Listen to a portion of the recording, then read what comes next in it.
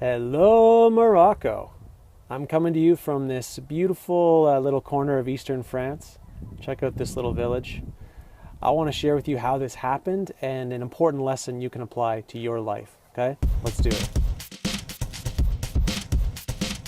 Justin Timberlake and others have said, what goes around comes around. And I've found this to be true so often in my life. I used to work at a school in Australia, and we had a young guy on staff from France. And for a couple of years, I was a mentor to him. And his family came from France to visit him, and so we decided to have them over for dinner. Now, it was a bit tricky because his mom didn't speak much English, and at that time I had no French. So the conversation was challenging, but it was great.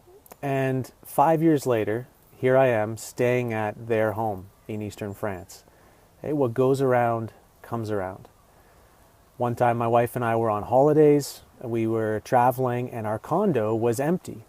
I heard about a family from Egypt that was visiting Canada for a month, and so I offered our condo and they stayed there. Fast forward a few years and we were traveling. We were in Cairo. Guess who we stayed with?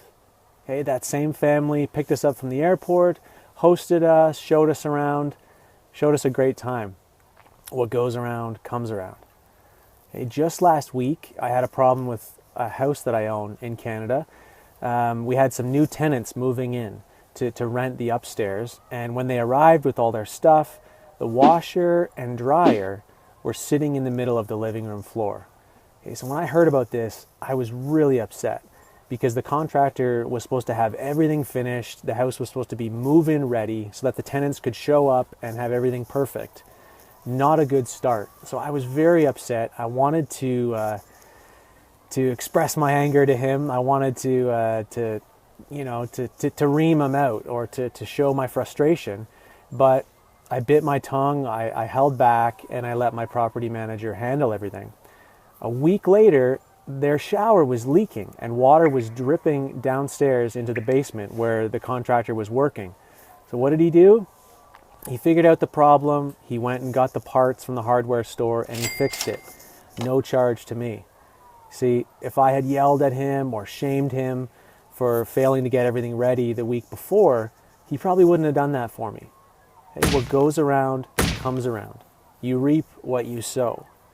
Even if you have somebody over for dinner, or you give somebody a place to stay at your apartment, or you give someone money who's in need, begging on the street, and you never see a chance to be paid back.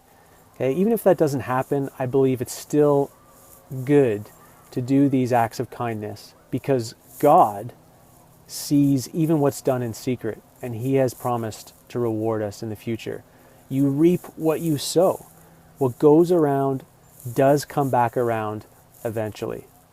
So what kind of seed are you planting in your relationships these days? It's true that what goes around comes around. So make sure that what you are sending around today is something that you want to come back around into your life. Until next time, get wisdom.